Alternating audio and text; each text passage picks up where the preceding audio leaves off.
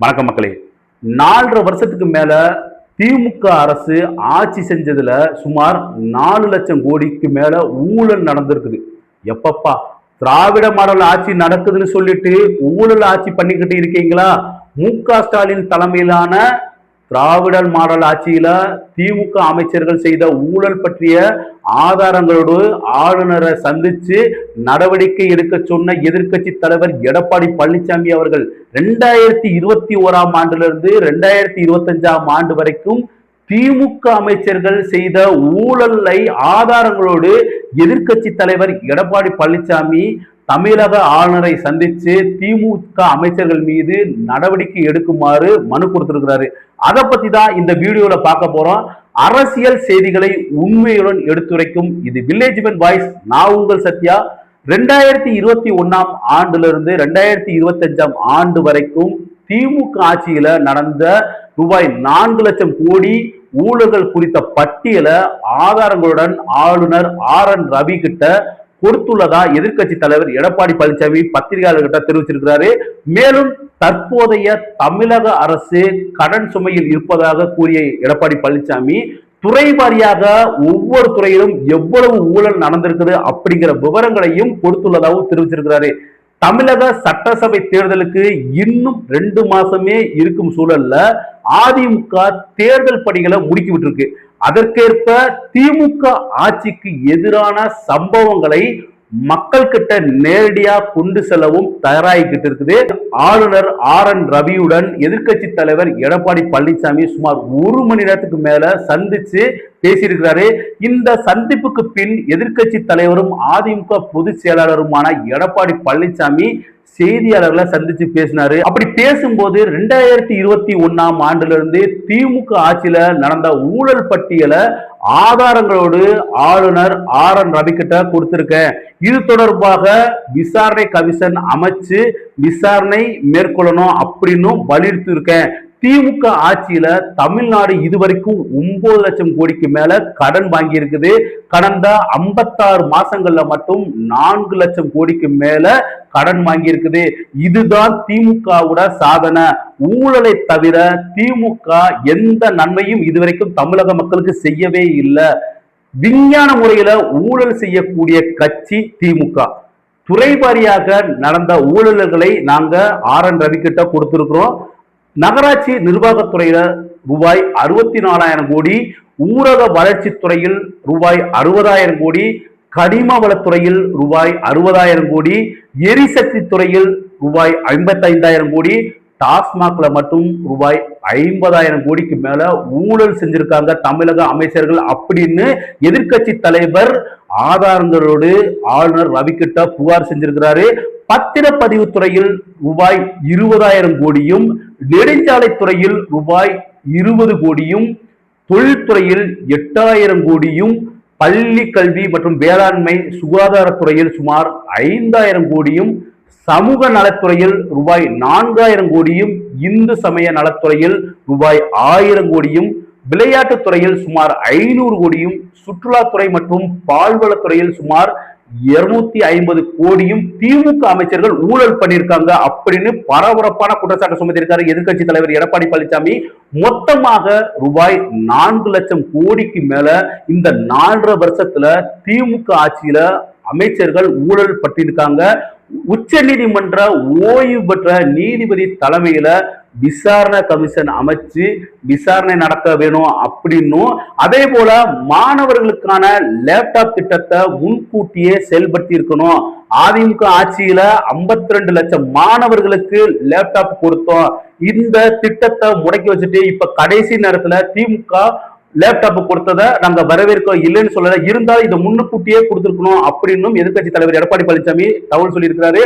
தேர்தலுக்கு முன் வாக்குகளுக்காக மாணவர்களுக்கு தற்போது லேப்டாப் வழங்குகிறாங்க. கல்லூரி திறந்தவுடன் லேப்டாப் கொடுத்திருக்கணும், ஆனா அப்ப கொடுக்கல. தற்போது கொடுக்கப்பட்டுள்ள லேப்டாப்பால் என்ன பயன்? ஒரு பயன் இல்லை. திமுகவுக்கு தோல்வி பயம் வந்துட்டதாலதான் பொங்கல் பரிசா தற்போது 3000 ரூபாய் அறிவிச்சிருக்கிறாரு மு.க.ஸ்டாலின் அப்படின்னு எதிர்க்கட்சி தலைவர் எடப்பாடி பழனிசாமி அவர்கள் குற்றச்சாட்டு சுமத்திருக்கிறாங்க. 4.5 ஆண்டு திமுக ஆட்சியில எந்தெந்த துறையில எந்தெந்த அமைச்சர்கள் எவ்வளவு ஊழல் பண்ணியிருக்காங்க அப்படிங்கிறத எதிர்க்கட்சி தலைவர் எடப்பாடி பழனிசாமி ஒரு அறிக்கையா சமர்ப்பிச்சு பத்திரிகையாளர்கிட்ட சொல்லியிருக்கிறாங்க. அது மட்டும் இல்லாம ஆளுநர்கிட்டையும் அந்த ஆதாரங்களை கொடுத்திருக்கிறாரு. 2021ஆம் ஆண்டு முதல் திமுக அரசு ஆட்சிக்கு வந்ததுக்கு அப்புறம் சுமார் 4 லட்சம் கோடிக்கு மேல ஊழல் நடந்துள்ளதாக எதிர்க்கட்சி தலைவர் எடப்பாடி பழனிசாமி குற்றச்சாட்டு சுமத்திருக்கிறாங்க. அந்த விஷயத்துல துறை வாரியா எவ்வளவு ஊழல் நடந்திருக்குது அப்படிங்கறது குறித்து இந்த வீடியோல பார்க்கலாம். தமிழக சட்டசபை தேர்தலுக்கு இன்னும் கொஞ்ச நாள், கிட்டத்தட்ட 2 மாசம் தான் இருக்குது.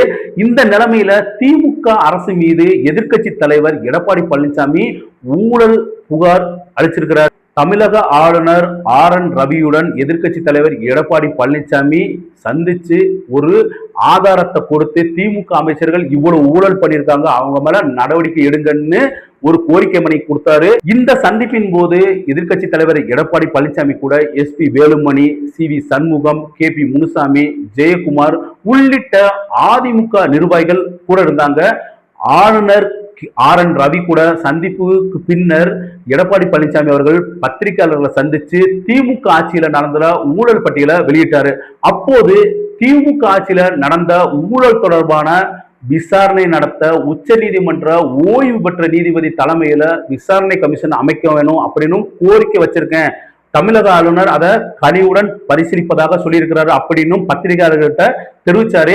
இந்த நிலையில திமுக ஆட்சியில ஒவ்வொரு துறையிலும் எவ்வளவு ஊழல் நடந்திருக்குது அப்படிங்கிறத ஆதாரத்தை பத்திரிகையாளர்கள் கிட்ட தகவல்களை திரட்டி எடப்பாடி பழனிசாமி அவர்கள் கொடுத்திருந்தாங்க. நகராட்சி நிர்வாகம் மற்றும் குடிநீர் வழங்கல் துறையில ரூபாய் 64,000 கோடி ஊழல் நடந்திருக்குதா ஏற்கனவே அமலாக்கத்துறை பதிவு பண்ணியிருந்தாங்க. அதைத்தான் எதிர்க்கட்சி தலைவர் எடப்பாடி பழனிசாமி அவர்களும் இப்ப மறுபடியும் அறிக்கையா சமர்ப்பிச்சு ஆளுநர் கிட்ட கொடுத்திருக்காங்க. அது மட்டும் இல்லாம ஊரக வளர்ச்சித்துறையில ரூபாய் 60,000 கோடி ஊழல் நடந்திருக்குது. எரிசக்தி துறையில ரூபாய் 55,000 கோடி ரூபாய் ஊழல் நடந்திருக்குது. டாஸ்மாக் துறையில மட்டும் ரூபாய் 50,000 கோடிக்கு மேல ஊழல் நடந்திருக்குது அப்படிங்கிறது வெட்ட வெளிச்சமா தெரிஞ்சிருக்குது அப்படின்னு எதிர்க்கட்சி தலைவர் எடப்பாடி பழனிசாமி ஆதாரங்களோடு சொல்லியிருக்கிறாரு.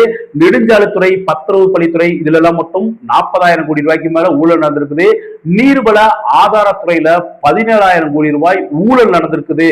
சென்னை மாநகராட்சியில ரூபாய் 10,000 கோடி ஊழல் நடந்திருக்குது. பள்ளி கல்வித்துறையில 5,000 கோடிக்கு மேல ஊழல் பண்ணியிருக்காங்க தமிழக அமைச்சர்கள் அப்படின்னு சொல்லியிருக்காங்க. சுகாதாரத்துறையில 5,000 கோடிக்கு மேல ஊழல் நடந்திருக்குது. வேளாண் துறையில மட்டும் ரூபாய் 5,000 கோடிக்கு மேல ஊழல் நடந்திருக்குது. சமூக நலத்துறையில 4,000 கோடி ரூபாயும், உயர்கல்வித்துறையில 1,500 கோடி ரூபாயும், இந்து சமய அறநிலைத்துறை சார்பால ரூபாய் 1000 கோடியும் ஊழல் பண்ணியிருக்காங்க. அது மாதிரி ஆதி திராவிட நலத்துறையில சுமார் 1000 கோடிக்கு மேல ஊழல் பண்ணியிருக்கிறாங்க. சுற்றுச்சூழல் மற்றும் வனத்துறையில 750 கோடிக்கு மேல ஊழல் நடந்திருக்குது. இளைஞர் மற்றும் விளையாட்டுத்துறையில ரூபாய் 500 கோடிக்கு மேல ஊழல் நடந்திருக்குது. சிறைத்துறை மற்றும் பால்வளத்துறை இந்த 2 துறையிலும் சேர்ந்து ரூபாய் 500 கோடிக்கு மேல ஊழல் நடந்திருக்குது அப்படின்னும் ஆதாரங்களோடு எடப்பாடி பழனிசாமி அவர்கள் ஆளுநர் கிட்ட புகார் மனு கொடுத்திருக்காங்க. அதிமுகவை தொடங்கின போது எம்ஜிஆர் பின்பற்றிய அதே யுக்தியைத்தான் தற்போதைய அதிமுக பொதுச் செயலாளர் எடப்பாடி பழனிசாமியும் பயன்படுத்தி இருப்பதாக அதிமுக தொண்டர்கள் பேச தொடங்கி இருக்கிறாங்க. சட்டசபை தேர்தல் நெருங்கிவிட்ட சூழ்நிலையில ஆளுங்கட்சிக்கு எதிரான அரசியலை அதிமுக தீவிரப்படுத்தி இருக்குது. 2021ஆம் ஆண்டு சட்டசபை தேர்தலுக்கு முன்பாகவே அதிமுக ஆட்சியின் மீதான ஊழல் குற்றச்சாட்டுகளை எடுத்துக்கிட்டு அப்போதைய எதிர்க்கட்சி தலைவராக இருந்த திரு மு.க.ஸ்டாலின் ஆளுநர் பன்வாரிலால் புரோஹித்தை சந்திச்சு புகார் மனு கொடுத்தாரு. ஜனவரி மற்றும் பிப்ரவரி ஆகிய 2 மாதங்கள்ல 2 முறை சந்திச்சு ஆளுநர்கிட்ட புகார் கொடுத்திருந்தாரு. தற்போது திமுகவின் அதே ரூட்டையே எதிர்க்கட்சி தலைவர் எடப்பாடி பழனிசாமி அவர்கள் பின்பற்றி இருக்கிறாரு. ஜனவரி முதல் வாரத்திலேயே எடப்பாடி பழனிசாமியும் ஆளுநர் ஆர்.என். ரவியை சந்திச்சு ஊழல் பட்டியை கொடுத்திருக்கிறாரு. திமுக ஆட்சியில சுமார் 4 லட்சம் கோடிக்கு மேல ஊழல் நடந்திருக்குன்னு பரபரப்பான குற்றச்சாட்டை சுமத்தி இருக்கிறாரு. இது மு.க.ஸ்டாலின் ஸ்டைல் என்பதை விடவும் எம்ஜிஆர் ஸ்டைல் அப்படின்னு சொல்லலாம். ஏன்னா 1972ஆம் ஆண்டு அதிமுகவை தொடங்கிய எம்ஜிஆர் நவம்பர் 5ஆம் தேதி அப்போதைய முன்னாள் முதலமைச்சர் கலைஞர் கருணாநிதி மீதான ஊழல்களை பட்டியலிட்டு புகார் கொடுத்தாரு. எம்ஜிஆர் மற்றும் கம்யூனிஸ்ட் தலைவர் கல்யாண சுந்தரம் ஆகியோர் மீது 32 புகார் அடங்கிய ஊழல் பட்டியலை எடுத்துக்கிட்டு ஊர்வலமா போய் அப்போதைய ஆளுநர் கே ஷா கிட்ட கொடுத்தாரு. ஆனா அந்த புகார் பட்டியலை கருணாநிதிக்கு அனுப்ப போவதா ஆளுநர் கே ஷா சொன்னதும் உடனடியாக அந்த புகார் மனுவை திரும்ப வாங்கிக்கிட்டு குடியரசுத் தலைவர் கிட்ட போய் எம்ஜிஆர் கொடுத்தாரு. அந்த புகார் மனுவை 4 ஆண்டுகள் கிடப்பில் போட்ட இந்திரா காந்தி தலைமையிலான மத்திய அரசு அதுக்கு பின்னாடி தூசு தட்ட ஆரம்பிச்சிச்சு. 1976ஆம் ஆண்டு ஜனவரி 31ஆம் தேதி கருணாநிதி தலைமையிலான அரசு கவிழ்க்கப்பட்டது. முன்னாள் முதலமைச்சர் கலைஞர் கருணாநிதி தலைமையிலான திமுக அரசு மீது ஊழல் புகாரை விசாரிக்க நீதிபதி சர்க்காரியா கமிஷன் அமைக்கப்பட்டது. இந்த குழு நடத்திய விசாரணைக்கு பின் ஊழல்கள் நடைபெற்றது உண்மைதான், ஆனா அது எல்லாமே விஞ்ஞான பூர்வமா நடந்திருக்குது அப்படின்னு சான்றிதழ் அளிக்கப்பட்டதாக தமிழகம் முழுவதும் பரபரப்பா பேசப்பட்டுச்சு. அடுத்த சில ஆண்டுகளில் இந்திரா காந்தியுடன் திமுக கூட்டணி வைத்த நிலையில சர்க்காரியா கமிஷன் கைவிடப்பட்டுச்சு. தற்போது 56 வருடங்களுக்கு பிறகு மறுபடிக்கும் திமுக மீதான ஊழல் பட்டியலை அதிமுக கையில் எடுத்து ஆளுநர் வசம் அளிச்சிருக்காங்க. அப்போது ஆளுங்கட்சியாக இருந்த திமுகவும் மத்தியில் ஆளுங்கட்சியாக இருந்த காங்கிரசும் நெருங்கிய கூட்டாளிகளாக இருந்தாங்க. கிட்டத்தட்ட திமுக இப்போது பாஜகவை எதிர்ப்பது போல நாடகம் ஆடினாலும் அப்போது காங்கிரஸ் கட்சியை எதிர்த்து களமாடிய நேரம் அது. அதனால அதிமுக கோரிக்கையை ஏற்று மறுபடிக்கும் திமுக ஆட்சியில நடந்த ஊழல்கள் விசாரிக்கப்படுமா அப்படிங்கிறது தான் இப்போ தமிழக மக்கள் கிட்ட பரபரப்பா பேசிக்கிட்டு இருக்கோம்.